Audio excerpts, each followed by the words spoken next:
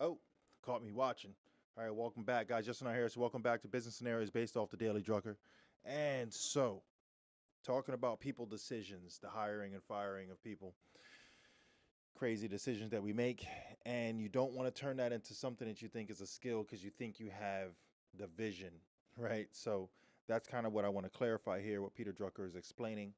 And I'm going to read it word for word here based on what he says because he actually says some very specific facts, very, very key points that point out why you shouldn't assume that you have some sort of skill, but more so that you should actually apply a system towards hiring people and not because you think you have a niche in identifying it just because of a hunch or whatever vision you think you may have when going through this process.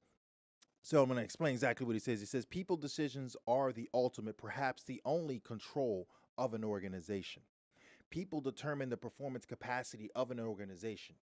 No organization can do better than the people it has, right? So any group you have, conglomerate, workforce, partnership, doesn't matter, right? You know the saying, you're only as strong as your weakest link, right? So the people you have and the performance and that they portray, that's as strong as you're going to be.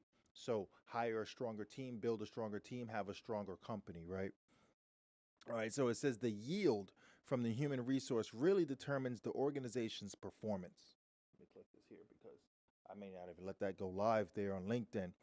All right, it says the quality of these human decisions largely determines whether the organization is being run seriously, whether its mission, its values, and its objectives are real and meaningful to people rather than just public relations and rhetoric, right?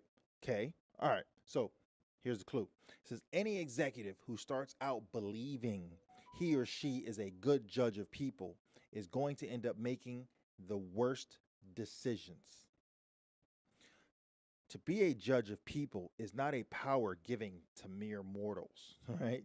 All right, so that's not how this works.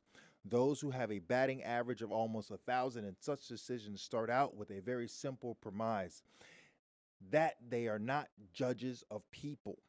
They start out with a commitment to a diagnostic process, have a hiring system, point scale, whatever it is, something that prevents you from applying the emotion that you think because some person deserves the job.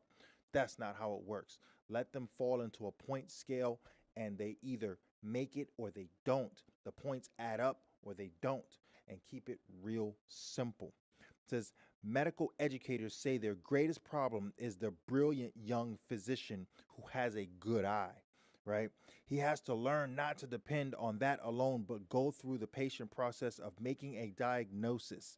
Otherwise, he kills people, right?